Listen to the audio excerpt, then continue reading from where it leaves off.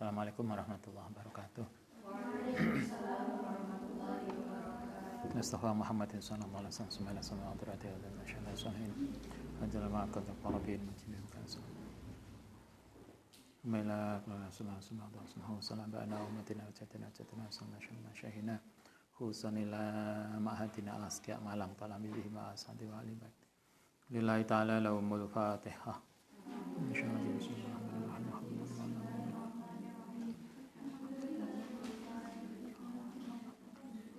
Iyyaka na'budu wa iyyaka nasta'in ihdinas siratal mustaqim siratal ladzina an'amta 'alaihim. Bismillahirrahmanirrahim. Faslun halaman 16. Faslun fi bayani wujubi taklidi. Bab tentang wajibnya taklid. Ngerti taklid ya? Taklid itu mengikuti pendapat orang lain. Jadi tidak mustahid, tidak ijtihad sendiri, tetapi mengikuti pendapat orang. Kayak Anda, kalau Anda buat skripsi, itu kan nggak gawe teori dewe toh. Kita ngikuti teori tokoh, jangankan skripsi. Siapa ini yang mau buat tesis? Udah belum? Yang mau buat tesis, itu pun juga tidak membuat teori dewe, tetapi ngikuti teori yang lain. Bahkan tidak hanya di dalam skripsi dan tesis, disertasi pun juga begitu. Anda nanti kan harus pernah menulis disertasi. Ya, masa urip pisan aja nggak pernah nulis disertasi. Kok nelongso banget. Disertasi itu yang nulis mahasiswa S3. Agar bisa menulis disertasi syaratnya satu. Anda mahasiswa S3. Kan itu. Kalau Anda mahasiswa S1 kan skripsi. Kalau Anda mahasiswa S2 kayak siapa ini, Bella itu tesis. Kalau Anda S3 itu namanya disertasi. Agar Anda bisa menulis disertasi, syaratnya Anda harus S3. Untuk bisa S3, syaratnya satu, memenuhi persyaratan yang ada. Itu aja. Wajib taklid liman maring wong laisa kang ora ana lahu kedhiemon apa ahliyatul istihad. Ahli istihad. Bab ini menjelaskan bahwa orang yang tidak mempunyai kualifikasi mustahid, orang yang tidak mempunyai kualifikasi mustahid harus taklid. Bagi itu sama sebetulnya, ini bukan hal baru. Ketentuan ini bisa dipahami di dalam semua akademik. Bagi seseorang yang tidak memenuhi kualifikasi ahli, pakar, maka dia harus mengikuti pendapat orang lain. Kan gitu toh? Jangankan yang kita nggak sarjana, yang sarjana S1, kalau Anda di psikologi misalnya, walaupun Anda disebut sarjana psikologi, kalau baru S1 kan nggak boleh praktek. Praktek psikologi kan nggak boleh. Dia harus lanjutkan lagi. Dokter kan juga sama toh.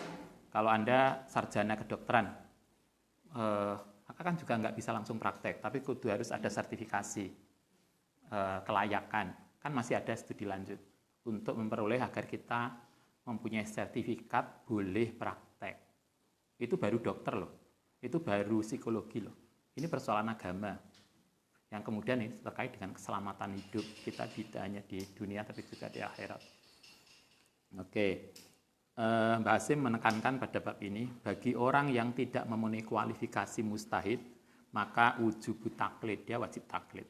Yajibu wajib, inda jumhuril ulama, menurut jumhur ulama, al-muhaqqiqin yang menyatakan, ala kuliman, ing atase setiap orang, laisa kang ora ana lahu kedieman, apa ahliyatul istihadi, ahli dalam bidang istihad, atau memenuhi kualifikasi istihad, al-mutlaki yang mutlak, wa ingkana senajan ono sapa man iku hasala telah mempunyai kemampuan ba'dal ulumi sebagian ilmu al-mu'tabari yang diakui fil istihadi dalam istihad apa taklidu wajib apa taklidu qaulil mustahidi, yaitu taklid pada pendapatnya mustahid.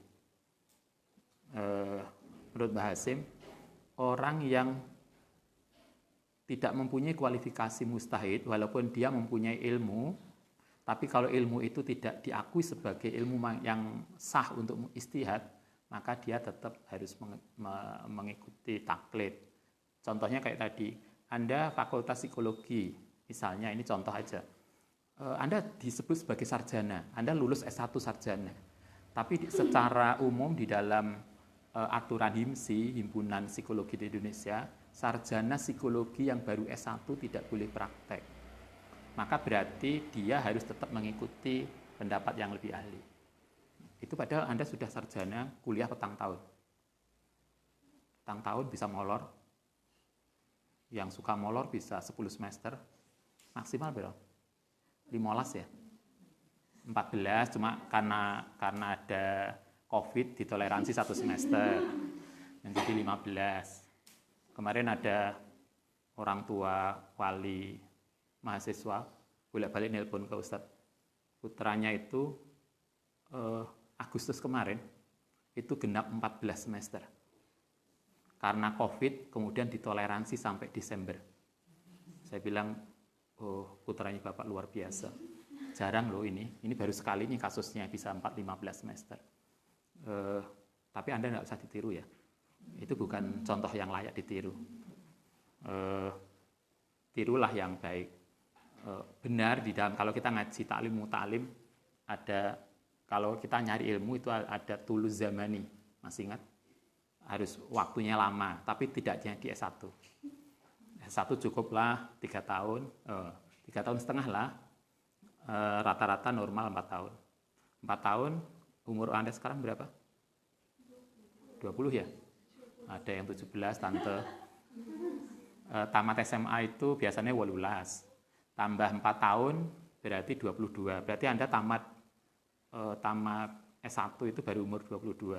Kalau Anda kemudian langsung lanjut S2, maka berarti 24 Anda sudah master. Masuk umur 25, Anda sudah mahasiswa doktor. Ya, paling enggak kan sudah mahasiswa. Masa mahasiswa Kak Mari? Kayak sungkan karo nimnya. Ustadz dulu nikah dengan ibu itu umur 26. Kalau Anda sekarang umur Anda baru 20, berarti masih 6 tahun lagi. Ustadz ketika itu umur 31, masuk 32, ibu umur 25, masuk 26. Ustadz sama ibu itu selisih 7 tahun. Tapi kan sekarang kayak Ustadz masih muda tuh. Misalnya. Karena itu kalau nikah cari yang beda, umurnya jauh. Kalau Anda nikah kalau sak kelas. Gak kreatif. Oke. Siapapun dia, walaupun dia punya ilmu, tetapi kalau ilmunya tidak mendukung untuk kualifikasi ijtihad, maka dia wajib taklid. Sama itu tadi. Walaupun kita itu sarjana, kalau kita jangankan sarjana, dosen aja, dosen, kalau Anda diterima jadi dosen, itu kan kita masih, padahal dosen itu bisa minimal S2. Itu loh, itu masih ada kewajiban lulus sertifikasi. Artinya tidak semua kemudian ijazah kita langsung diakui untuk ngajar. Enggak. Masih ada kewajiban. Bukan hanya dosen ya, S1, guru kan juga ada sertifikasi. Artinya itu urusan administrasi di pendidikan. Nah, di sini juga sama. Karena itu Mbah Hasyim mengatakan, siapapun yang, walaupun dia mempunyai ilmu, tetapi kalau ilmu itu tidak mendukung sebagai kualifikasi mustahid, maka hendaknya dia taklid. Wal ahdu lan mengambil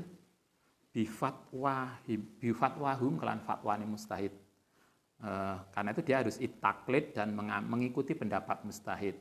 Liyukhrija supaya keluar sapa seseorang an uhdati taklif saking beban taklif. Taklif itu kewajiban. Bitaklidi ayyihim. Kelan mengikuti pendapat siapapun, sya'a yang ngarep sapa man. Siapa yang harus kita takliti, siapa yang harus kita ikuti? Silahkan, Anda boleh mengikuti pendapat siapapun yang orang itu dinilai kualifikasi mustahid. Kalau dalam fikih, dalam sunni kita mengenal ada 4. Ada Imam Syafi'i, boleh Anda ikut Syafi'i. Ustaz, saya di rumah itu udah Imam Syafi'i semua, saya ingin beda. Ya gak apa-apa. Misalnya kemudian mengikuti pendapat Ahmad bin Hambal. Suaminya mengikuti mazhab Syafi'i, istrinya Ahmad bin Hambal. Saya anak pertama pengen beda dengan Abah sama Umi. Ya gak apa-apa, karpe. Yang penting konsisten. Sebetulnya boleh, tapi itu tidak mudah biasanya. Sitoe kalau kita sentuhan dengan, misalnya kalau Anda istri, suami Anda mengikuti Imam Syafi'i, suaminya mengikuti Imam Malik. Kalau menurut Imam Syafi'i kita sentuhan dengan suami batal al-wudu. Suaminya ngikuti pendapat lain, oh enggak, akhirnya bolak-balik nyentuh. Kan enggak mudah untuk ini. Tapi sebetulnya kita boleh, tidak harus Imam Syafi'i. Yang lain boleh, asalkan kita benar dan konsisten. Karena itu bahasa mengatakan bitaklidi ayyihim sya'a. Boleh kepada siapa yang kemudian kita ikuti. Liqaulihi ta'ala, karena dari Allah Ta'ala fas'alu. Bertanya, ini salah satu ayat yang dijadikan dasar kita harus mengikuti pendapat tokoh. Fas'alu ahla dzikri. Allah Ta'ala dalam Al-Quran mengatakan fas'alu mongko nanya sapa sira ahla dzikri ing orang yang ahli ilmu. Ing kuntum lamun ora ana sapa sira ikut kula tak lamun tidak ngerti. Al-Quran mengatakan kalau kamu nggak paham tanyalah pada yang ngerti. Jangan kemudian nggawi asumsi dewe. Kalau di kualifikasi akademik yang berhak membuat teori itu hanya lulusan S3. Sehingga kalau Anda belum doktor, Anda belum diakui untuk membuat teori sendiri. Itu padahal belum tentu yang S3 pintar. Loh, kuliah S3 itu belum tentu yang pintar loh. Kadang nasib aja. Kadang nasibnya mujur, kemudian dia lulus. Ya paling nggak itu pengalaman Ustadz ngelola program dokter. Tidak semua yang kemudian masuk mahasiswa dokter mesti pintar. Kadang ada yang karena dia punya kesempatan. Artinya kan bukan berarti yang tidak dokter tidak pintar. Bisa saja yang tidak dokter itu pintar. Tetapi dia sayangnya tidak punya SIM. Ijazah S3 itu kan kayak SIM. Toh. Ijazah itu kan kayak SIM. Ada orang yang punya SIM, tapi gak bisa nyetir. Ada toh. Ibu itu punya SIM A, mobil. Itu kayaknya dipertanggungjawab 3 kali. Tapi beliau juga gak berani nyopir. Tapi ada orang yang gak punya SIM, tapi pintar nyetir. Artinya ijazah itu sebetulnya kayak SIM itu. Anda kemudian mempunyai, dengan ijazah itu Anda mempunyai kualifikasi secara formal, Anda dianggap mempunyai kualifikasi tertentu. Sehingga kalau Anda tidak punya SIM, maka Anda tidak akan layak untuk nyetir di jalanan. Sehingga Anda akan dinyatakan salah. Kalau nggak punya SIM, nyetir di jalan kan dianggap salah, ditilang oleh polisi. Karena itulah maka tugas kita adalah selain mempunyai SIM, kita harus memaksimalkan potensi diri kita sama dengan SIM yang kita punya. Kalau Anda punya ijazah S2 kayak ini, maka kita harus memaksimalkan potensi kita bahwa kita itu layak sebagai alumni S2. Kalau Anda sebagai sarjana, ya layak sebagai sarjana. Itu penting. Kita diajarkan fas'alu ala dzikri in kuntum la ta'lamun. Fa'ujaba. Mongko mewajibkan sapa Allah as-su'ala ing bertanya. Alaman ing atase wong lam ya'lam yang tidak ngerti sapa man zalika ing mengkon-mengkon dzikir. Allah, ayat ini menunjukkan bahwa Allah mewajibkan untuk bertanya kalau kita tidak tahu. Jadi jangan sungkan bertanya. Nah, kalau peribahasanya apa? Malu bertanya sesat di jalan dulu. Sekarang sudah ada GPS. Nah, dulu kan sesat. Tapi yang penting kita harus bertanya kalau nggak tahu. Wadzalika utai mengkono soal, apa yang dimaksud soal itu taklidun, yaitu mengikuti lil alimi maring orang alim. Bahwa utawi qauluhu ta'ala pendapat fas'alu ala dzikri iku amun bersifat umum likulil mukhatabin untuk seluruh orang. Wajibu karena itu wajib apa ayakuna yang ta'ana apa qaulu ta'ala iku aman bersifat umum visuali ing dalam pertanyaan an kulima saking setiap sesuatu layak lamu yang tidak ngerti sapa man hu ing ma lil ijma'i krana ijma' ala anal amata Krana sakmene orang awam iku la tazal. Terus-terusan fi zamani sahabati secara umum ala anal amati atau yang ngatasi secara umum lam tazal terus-terusan terjadi fi zamani sahabati mulai sejak zaman sahabat wa tabi'in lan tabi'in wa kulli hadasil hudusil mukhalifin lan maring setiap munculnya persoalan yang berbeda. Yastaftuna padha ngambil fatwa sapa orang-orang al mustahidina ing orang mustahid wa tabiuna lan padha ngikuti sapa ammah tadi orang-orang fil ahkami syariati ing dalam hukum syariat wal ulama'i bertaklid mengikuti pendapat tokoh itu bukan hanya baru, itu mulai sahabat begitu. Sahabat itu ketika Nabi ada mereka mengikuti Nabi, ketika Nabi wafat mereka kemudian mengikuti. Ketika Abu Bakar berkuasa menjadi khalifah, kemudian bertanya pada Abu Bakar. Kemudian ketika Abu Bakar wafat digantikan oleh Umar bin Khattab, maka kemudian Umar membuat perubahan kebijakan. Umar itu kemudian memisahkan antara kekuasaan politik dan agama.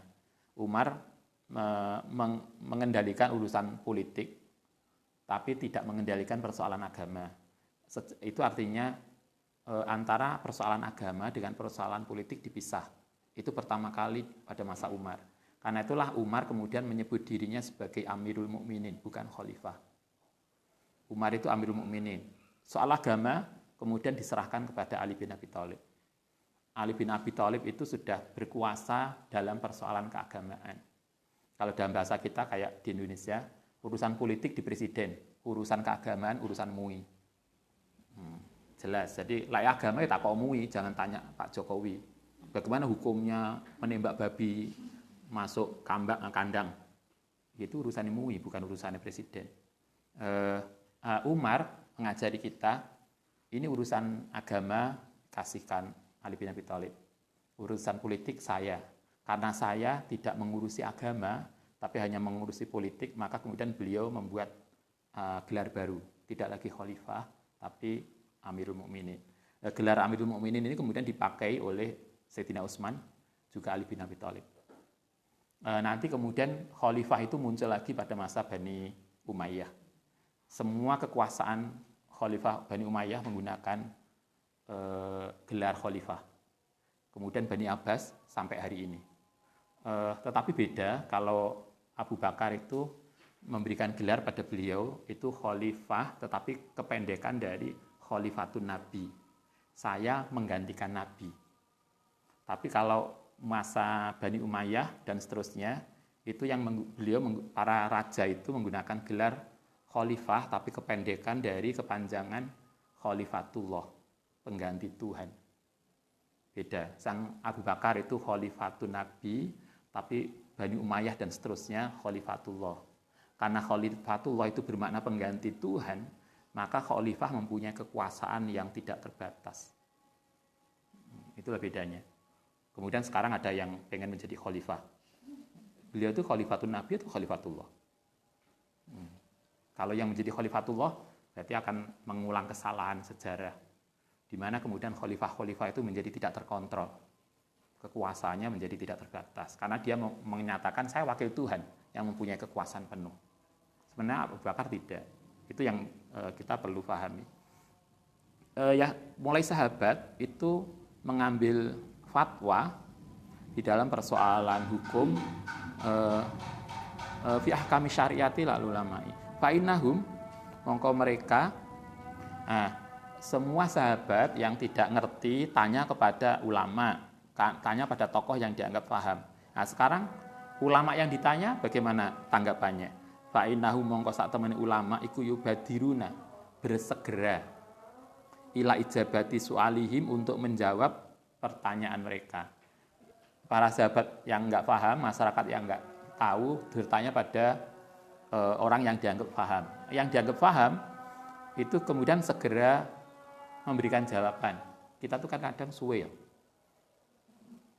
WA dosen pembimbing aja jawabannya sebulan lagi. Belum dijawab, belum dibaca. Nanti minggu depan baru, wah, alhamdulillah sudah di-read, sudah dibaca, tapi jawabnya urung.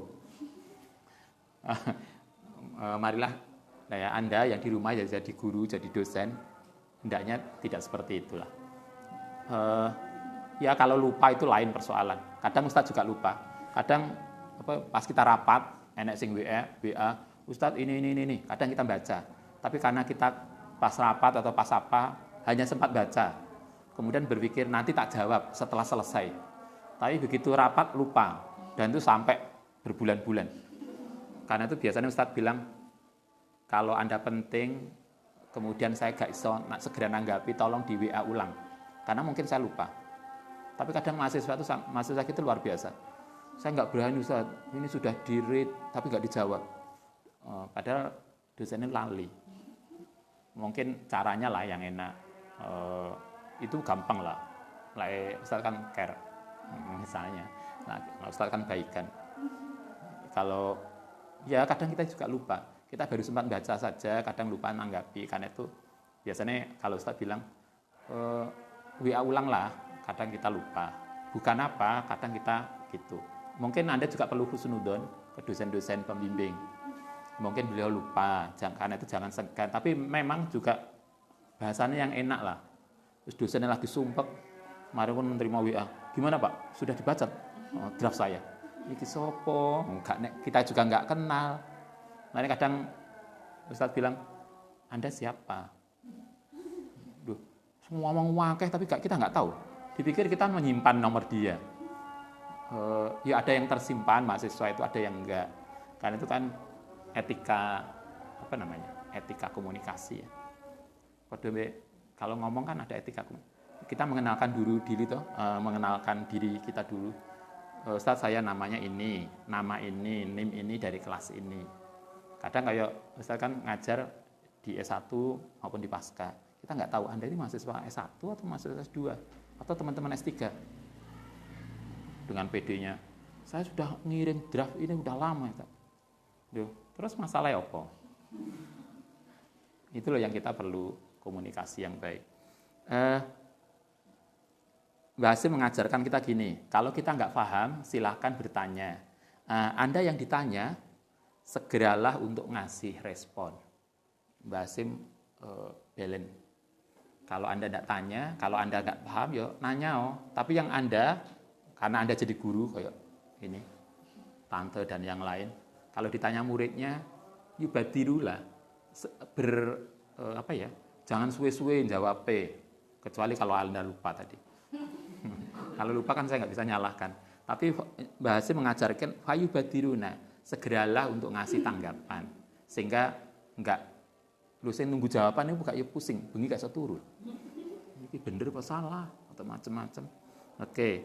Ijabati so'alihim min ghairi isyarotin. Nah, dulu kata Mbah Hasim, para ulama itu ketika ngasih jawaban kadang min ghairi isyarotin tanpa memberikan isyarat ila dzikri dalil. Kadang ulama dulu itu kalau jawab enggak nak dalile. Ya napa yai pendapatnya jenengan soal rokok boleh enggak? Baru ditanya, ya ini langsung buka rokok terus rokokan. Itu berarti boleh, karena beliau juga ngerokok. Tanpa dalil, qala ta'ala. Enggak usah. Ada toh, titik dalil. Kadang Mbah Hasim mengatakan, kadang ulama-ulama dulu itu ngasih jawaban min ghairi isyaratin ila dalil. Kadang, atau itu juga bisa untuk kita. Kadang mungkin Anda paham, dalilnya enek, cuma kan kalau Anda ditanya Mbak, riyoyone kapan? Misalnya kalau Anda ditanya lebaran, itu kan Mbah, menurut hisab, dalile ayat ini, kan Mbah gak butuh dalil. Sing dia butuhkan kan riyoyone niku Selasa Mbah, mantun. Selesai kan? Kan nggak perlu dalil beliau. Kita lah. Karena itulah kadang kiai kita nggak perlu dalil, nggak ngasih dalil. Bukan karena kiai kita nggak paham, karena ada alasan tertentu yang kemudian lebih praktis. Walayan haunahum lan ora nyegah sapa mereka ulama ing orang awam tadi andalika saking mengkono persoalan min ghairi nakirin tanpa ono sesuatu yang melarang. Kadang maksudnya gini, ulama itu kiai kita dulu kadang ngasih jawaban tanpa dalil. Begitu juga lah yang ngelarang. Mboten parang ngoten niku Mbak, mboten sae. Kadang kiai kita kan hanya gitu aja toh. Kalau pengalaman Ustadz misalnya kalau sowan ke dalem ke kiai, beliau nggak banyak ngendikan dan nggak pernah ngomong dalil. Ya kan Gus ngoten-ngoten sae. Ngoten tok. Wis mari, kita udah paham bahwa itu tidak baik. Mboten kok anune yai dalilin apa niku? Sing mboten sae. Enggak. Ulama dulu sering kalau memerintahkan tanpa dalil, melarang pun tanpa dalil. Bukan berarti beliau enggak paham. Nah, itu yang harus kita sekarang kan segala sesuatu dalil. Salaman habis sholat boleh enggak?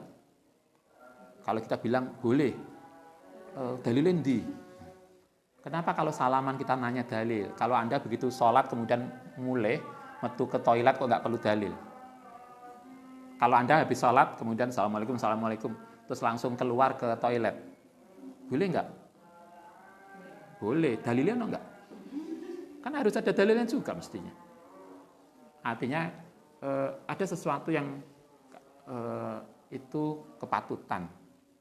Nggak perlu kemudian ada dalil yang ini. Wakana mongko ono isma'an hale ing dalam ijma' ala ittiba'il ami ing atase ngikutine orang awam lil mustahidi maring orang mustahid. Karena itulah maka orang awam hendaknya lebih baik mengikuti imam mazhab. Li'anna fahmal ami krana sak temene pemahaman orang awam minal kitab saking Al-Qur'an was sunnati lan sunnah iku sakitun gugur an haizid itibari saking memilih dalil. Kalau orang awam disuruh nyari dalil sendiri, apa ya mungkin? Jangankan gali dalil. Kadang maca Quran aja loh kita masih nggak jelas. Kemudian baru maca terjemahan, kemudian mungkin terlalu semangat beragama ya. Kadang kemudian didik dalil.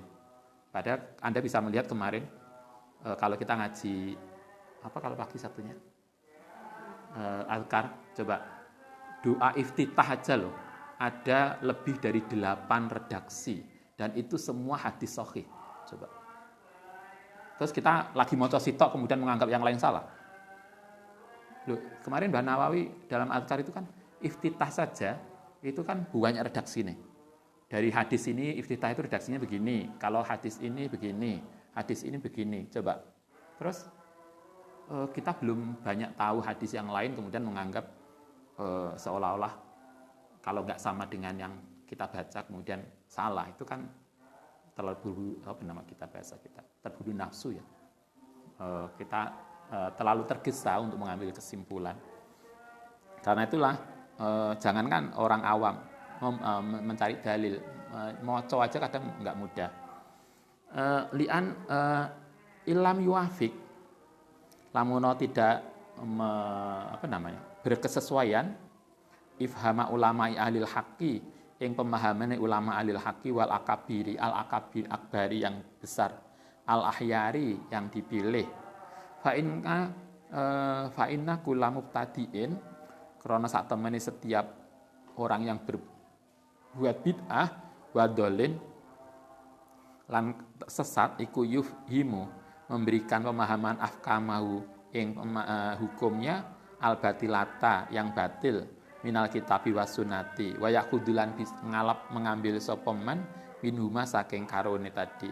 Bahasa mengajari kita, bagi kita orang yang masih belajar, masih awam, lebih baik mengikuti pendapat tokoh saja. Karena kalau kita salah, maka kita menjadi sesat, menjadi salah di dalam konteks beragama.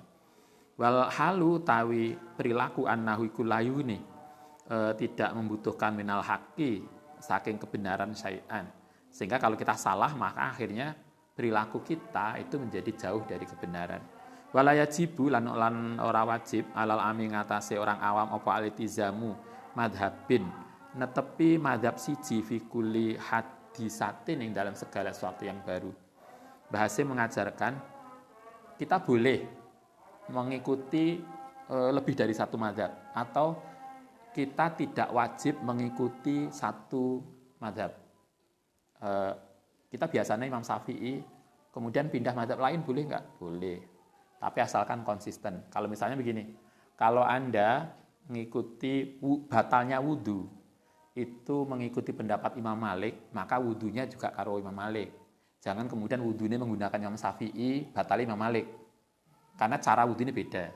Misalnya begini, kalau Imam Syafi'i kan wudhu itu kan cukup mengusap sebagian kepala gini aja, 3 rambut selesai. Batal wudhunya lebih berat. Senggolan dengan lawan jenis, bahkan istrinya sendiri menjadi batal. Tapi kalau Imam Malik, senggolan nggak batal. Tapi wudhunya kita harus begini. Kepala bukan hanya 3 rambut, tapi semuanya begini. Nah kita milih dik. Mari batal itu namanya nggak konsisten. Nah, Imam Malik kan wudhunya harus begini, rambut harus rata. Tapi batalnya enteng. Coba kita Imam Syafi'i cuma digini tok. Apa mbak? Loh wudhu kira? Ya boleh. Kan 3 rambut. Nah, artinya boleh kita mengikuti pendapat tidak hanya satu mazhab, tapi konsisten. Wala yajibu, tidak wajib satu mazhab.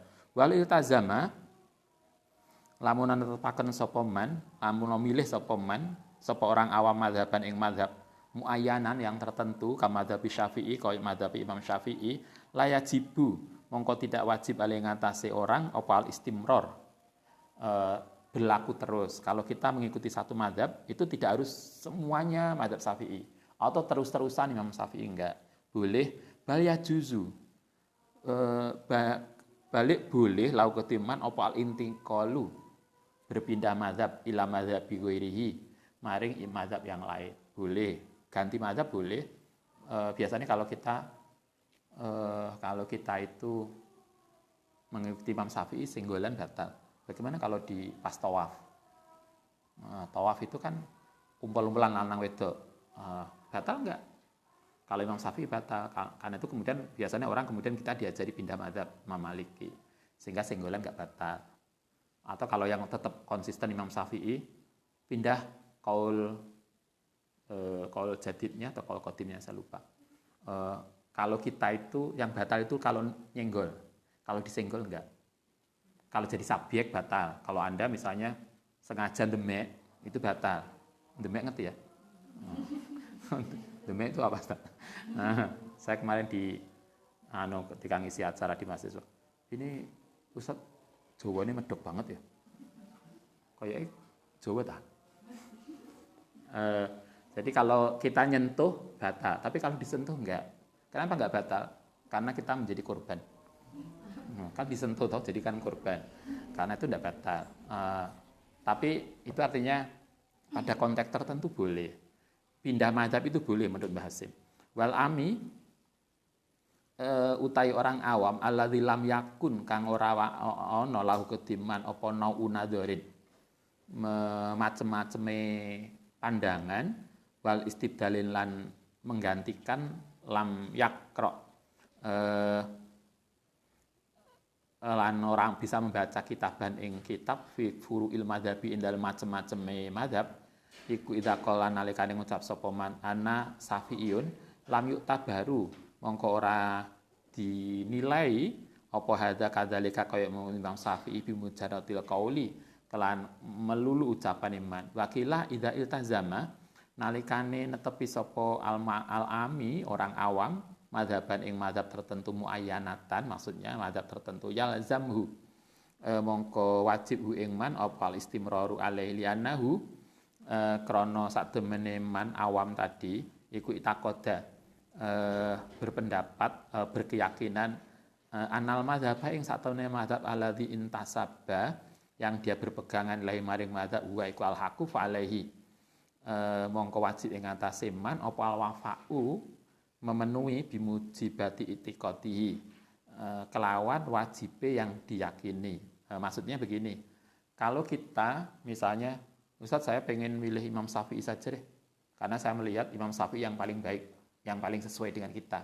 Ya enggak apa-apa. Artinya kalau kita hanya milih satu mazhab silahkan. Tapi kalau kemudian pada konteks tertentu ternyata di ketentuan mazhab itu menjadi sulit untuk dilakukan, maka boleh pindah. Jadi prinsipnya kalau kita ingin mengikuti satu mazhab itu nggak apa-apa, boleh, itu baik. Tapi kalau kemudian pada konteks tertentu, kemudian kita nggak bisa ngikuti itu karena konteksnya beda, maka boleh juga pindah. Wali muqallidi lan kedhi orang yang taklid, wali muqallidi lan iku kedhi orang taklid duhuri imamihi, utawi mengikuti selain imame, fi hadisate ing dalam persoalan yang baru, falahu mongko wajib kedhi muqallid ayu qalida utawi yen taklid sapa man imaman fi sholati zuhri, masalan ing dalam salat zuhur masalan wa yuqallidu imaman lan taklid sapa man imaman akhara fi sholatil asri. Mbah Hasim membuat analogi pindah mazhab itu koyok kita jamaah. Kita sekarang maghrib, biasanya kita maghrib kita jamaah dengan ustadz, kemudian karena yang ngaji ustadz lain, kemudian isya Anda jamaah dengan beliau. Kan boleh toh? Ya seperti itulah kita bermazhab. Boleh kayak jamaah tadi, boleh mengikuti imam satu, boleh mengikuti yang lain. Tetapi kalau kita mengikuti imam satu, ya mulai dari niat sampai salam. Bukan kok kemudian yang masjid kan ada imam sini, imam ini bareng. Makmum pertama mengikuti imam sana. Oh kok suwe ya, terus pindah. Saya pindah ke situ deh. Tengah-tengah sholat, hatinya pindah. Ya Allah, saya ganti imam. Nah itu yang nggak boleh. Kalau kita itu ya satu paket, nanti ganti paket boleh. Itu analoginya kayak gitu. Wa yuqallidu imaman akhar fi sholatil asri wa taqlidu ba'dal amali, utai taklid setelah selesai mengerjakan amal itu jaizun, boleh setelah satu paket selesai. Bukan tadi kayak kalau kita wudu ngikuti Imam Syafi'i yo sak batale ngikuti Imam Syafi'i. Bukan kok wudu Imam Syafi'i batale Imam Malik, enggak. Itu kan enggak satu paket. Setelah selesai itu paket silakan. Falau sholat. Ini sekarang ada yang bagus, yang belakang ini. Falau sholat, mengkelamun sholat. Bagaimana kalau kemudian dalam konteks tertentu para imam madzhab berbeda pendapat? Begini, falau sholat mengkelamun sholat. Contohnya, sopoman, sopo syafi'iyun, orang yang mengikuti madzhab syafi'i, dhonna, yang menduga sihatau ing sholat iku sholatu sholateman ala madhabi sumata bayana. Kemudian ternyata muncul apa budlanuhu batale sholat fi madhabihi ing dalem madhabe Imam Syafi'i wa sahataha lan menganggap sah ing persoalan batal tadi ala madhabi ghairihi ing atase madhab liyane, falahu mongko kedueman taklidu utai boleh taklid pada liyane. Wayak tahfilan cukup sopoman bi iktifai sholati kelawan batale sholate man. Misalnya begini, Anda tengah sholat, Anda sholat mengikuti Imam Malik, kemudian Anda gelegean, nanti gelegek ya. Menurut Imam Malik kalau nggak salah gelegean itu batal, membatalkan wudhu. Sehingga padahal bolak-balik poso gelegek kakean buka. Bolak-balik wudhu. Tapi menurut Imam Syafi'i kan itu enggak. Atau kayak kita puasa itu kalau Imam Syafi'i kita enek selilit, kita sahur selilit makan daging, kemudian lupa belum gosok gigi, ternyata begitu sampai duha selilitnya metu. Wah, ini gede. Mau dilepeh iku kok iyo eman. Mau ditelan, kalau ditelan menurut Imam Syafi'i batal. Maka dia harus dilepeh. Kalau Anda telan batal puasa Anda. Menurut Imam Syafi'i itu dianggap sesuatu yang baru. Nah, bagaimana kalau ternyata ketelan? Maka apakah puasa saya batal? Kalau menurut Imam Hanafi, sisa makanan yang ada di dalam mulut itu dianggap sebagai bagian yang sudah masuk di dalam. Sehingga kalau kemudian waktu duha, kemudian enek sisa selitik sakmen, kemudian mau dilepeh kok sawangane ditelan, yo gak batal. Wah berarti saya bisa nggak batal. Jadi artinya Mbak Hasim di sini ngajari kita nggak harus kaku di dalam bermadzhab. Tapi kita diajarkan kira-kira yang tidak memberatkan yang mana. Sehingga kemudian kita di statement terakhir Mbak Hasim mengajarkan kalau kita melakukan sholat, ternyata menurut pendapat madzhab kita, sholat cara begini ini batal, tapi pendapat yang madzhab yang lain tidak batal, kita pilih yang tidak batal tadi. Untuk apa? Agar kita tidak terlalu berat di dalam ibadah. Coba Mbak Hasim luar biasa loh. Memberikan, jadi enggak kok, Imam Syafi'i batal, kamu harus sholat lagi. Enggak, kalau zaman kecilan saya, sholat sajadahnya kewalik. Harus sholat lagi nih. Enggak sah ini. Coba, sajadah kewalik aja membatalkan sholat. Itu dulu zaman kecilan kita. Enggak gitunya lah. Jadi Mbak Hasim ngajari kita bagaimana menjadi mudah, tidak memberatkan. Jadi karena tentu itu ketika konteks-konteks tertentu yang kemudian, tapi tidak berarti kita talfik ya. Ngerti talfik ya? Talfik itu nyari mudahnya di antara mazhab itu. Itu yang nggak boleh, mencari entenge. Wudu Imam Syafi'i, nanti poso Imam Abu Hanifah, makanya selilit yang besar masih bisa ditelan. Itu kan akhirnya Anda bisa, yang santri beling kan bisa toh. Waktu fajar kurang 5 menit. Sehingga kan kuwabeh daging dimasukkan. Ini kan sudah di dalam. Maka dilanjutkan nanti walaupun sudah habis sholat subuh. Misalnya kan enggak. Santri beling kan bisa aja kalau paham. Tapi kita tidak diajarkan begitu. Itu yang enggak boleh. Oke, Al-Fatihah.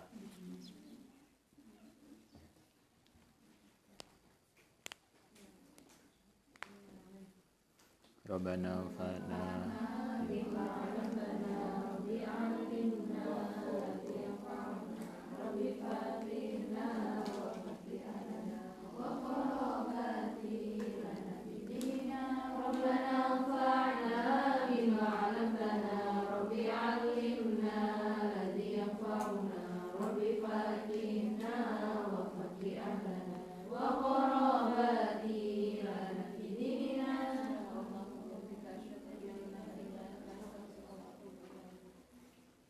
Assalamualaikum warahmatullahi wabarakatuh.